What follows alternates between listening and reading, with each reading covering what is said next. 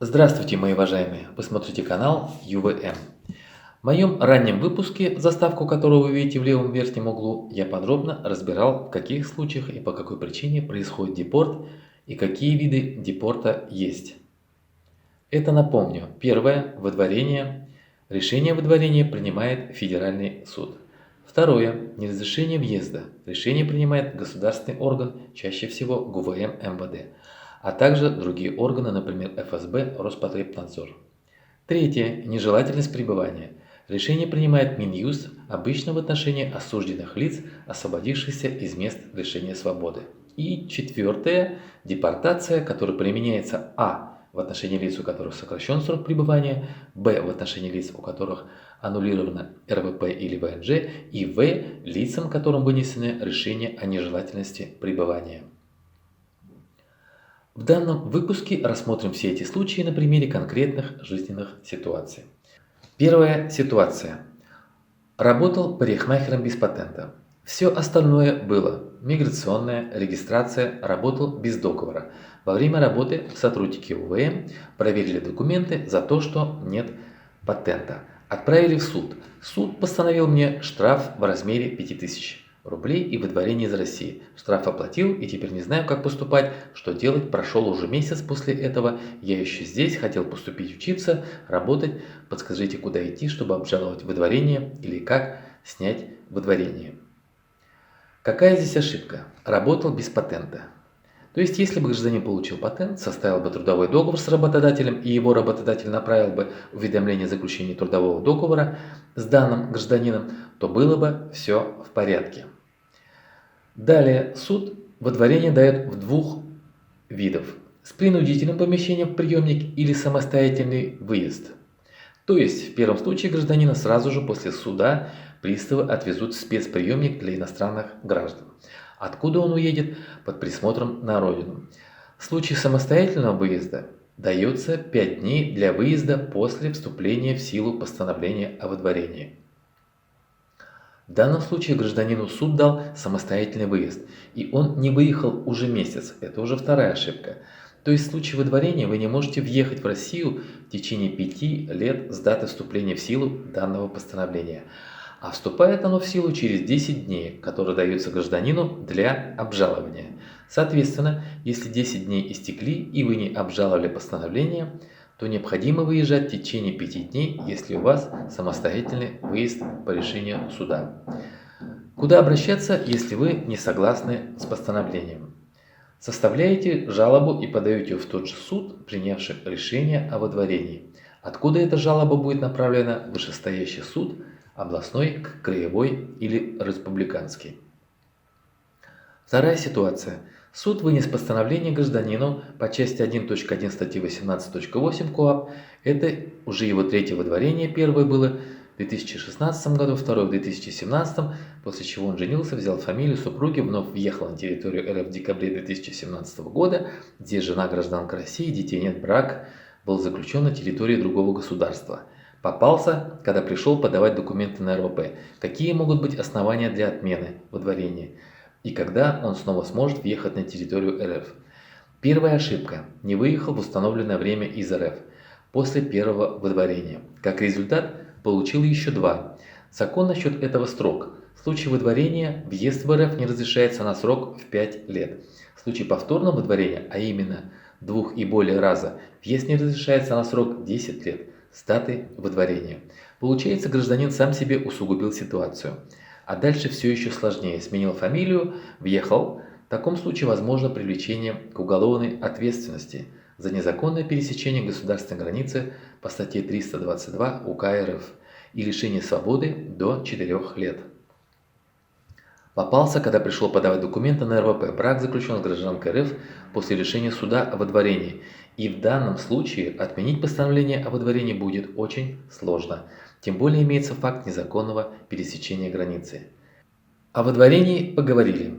Теперь о неразрешении въезда. Ситуация такая. Гражданину поставили запрет на въезд в РФ, который мы обжаловали. Суд отменил запрет. Инициатор Нижний Новгород. Мы сами из Москвы. Что нам дальше делать, чтобы сняли запрет на въезд? Решение суда получили об отмене выдворения. Ваши действия. Получаете решение суда после его вступления в силу. На решении должен стоять штамп «Решение вступило в силу», круглая печать суда и штамп «Копия верна». Берете это решение и обращаетесь в региональную УВМ, где пишете заявление о снятии запрета и прикладываете данное решение суда. Ситуация следующая. Был патент трудовой деятельности на год. Налоги оплачены своевременно. Выехал на родину, обратный билет купил и только узнал, что мне запрещен въезд в РФ. С органами полиции, ГАИ, суд ни по какому вопросу не сталкивался. Имеется собственный дом, на каком основании неразрешение и как устранить. Здесь типичный случай получения неразрешения въезда, как я называю, вслепую. То есть с ударением понятно. Гражданину лично в суде объявили, что у него выдворение. В случае неразрешения въезда гражданин зачастую об этом узнает при покупке билета или при въезде на автомобиле в Россию. Гражданин не знает, где он провинился, за что он получил неразрешение въезда, какие это могут быть нарушения. Вариант первый. 2 и более раза в течение 3 лет привлекался к административной ответственности, причем нарушения в этом варианте могут быть любые. В КоАПе статей, за которые можно получить наказание, около 700. Какие нарушения допускают иностранные граждане наиболее часто?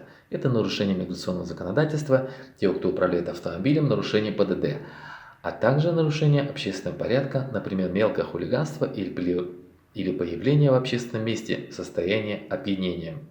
Гражданин, думая, что совершив правонарушение и вовремя оплатив штраф, то он может избежать последствий, однако нет. Неразрешение въезда устанавливается именно по факту наличия 2 и более административных правонарушений в течение 3 лет. Очень частые случаи, когда у гражданина несколько нарушений по линии ПДД и ему устанавливается запрет на въезд. Тем более, если в этом списке нарушений имеется хотя бы одно нарушение миграционного законодательства. Запрет в данном случае устанавливается, повторяю, на срок в 3 года с даты вступления в силу последнего постановления об административном правонарушении. Вариант второй. 2 и более раза привлекался к кадрам ответственности за совершение нарушения общественного порядка, либо за нарушение режима пребывания или за нарушение порядка осуществления трудовой деятельности. В данном случае неразрешение въезда на срок уже 5 лет. В чем разница? В первом варианте за любые 2 и более административных нарушений в течение 3 лет запрет на въезд на 3 года. Во втором варианте за уже конкретные правонарушения общественного порядка, за нарушение миграционного законодательства в течение 1 года и запрет на въезд уже на 5 лет. Вариант третий, за который можно получить неразрешение въезда. Нарушение режима пребывания. Здесь может быть несколько ситуаций. Допустим, регистрация закончилась и гражданин находится в России без регистрации. Здесь все зависит от срока пребывания без регистрации. Ситуация первая. Находился более 30 суток с даты окончания регистрации. Неразрешение въезда будет на срок в 3 года с даты выезда. Ситуация вторая. Если гражданин находился после окончания законной регистрации больше 6 месяцев и выехал, запрет на въезд будет 5 лет с даты выезда. И ситуация третья, если гражданин находился после окончания законной регистрации больше 9 месяцев и выехал, запрет на въезд будет 10 лет с даты выезда. И ситуация четвертая, гражданин период своего предыдущего пребывания превысил срок пребывания в 90 суток, суммарно в течение каждого периода 180 суток. Запрет на въезд на 3 года со дня выезда. Случай сложный для понятия, попробую объяснить. Внимание, эта ситуация может возникнуть, если гражданин не подавал на патент, РВП, ВНЖ, гражданство, а просто находился в РФ. Допустим, он въехал в РФ 1 марта, с этой даты пошло в течение 90 суток. После гражданин неоднократно выезжал и въезжал в Россию. И если у него до 1 сентября соберется более 90 суток нахождения в РФ, то есть при суммарном сложении всех периодов его пребывания в РФ, то ему может быть установлен запрет на 3 года. Вот при наличии описанных мною 4 вариантов можно получить неразрешение въезда. Также его можно получить в таких случаях. Это за неснятую или непогашенную судимость, за подложные документы, за уклонение от уплаты налога или административного штрафа. Возвращаясь к описанному мною случаю, могу предположить, что у него имелись 2 и более административных правонарушения в течение 3 лет. Тем более это возможно, если гражданин в России передвигается на автомобиле. Возвращаясь к жизненным ситуациям. Гражданину пришло письмо о том, что в отношении него было принято решение о неразрешении въезда в РФ сроком до 2021 года по поводу превышения 90 суток в 2018 году. Что это значит, куда обратиться и как обжаловать? Что можно предпринять? Во-первых, надо узнать, кто инициатор неразрешения въезда. Узнать это можно на сайте МВД России в сервисах ГУВМ. Обжаловать решение о неразрешении въезда можно в суд по месту расположения МВД, инициатора вынесения данного решения. Например, инициатор УВМ МВД Удмуртской Республики. Смотрите юридический адрес МВД. Ижевск, улица Советская, 17. Чтобы узнать, какой районный суд, в поисковой строке браузера пишите данный адрес полностью и добавляйте к этому адресу, какой районный суд. Жмете поиск. Ответ: Октябрьский районный суд города Ижевска. На этом все, мои уважаемые. Подписывайтесь на мой канал ЮВМ, ставьте лайки. Желаю вам хорошего дня. До свидания.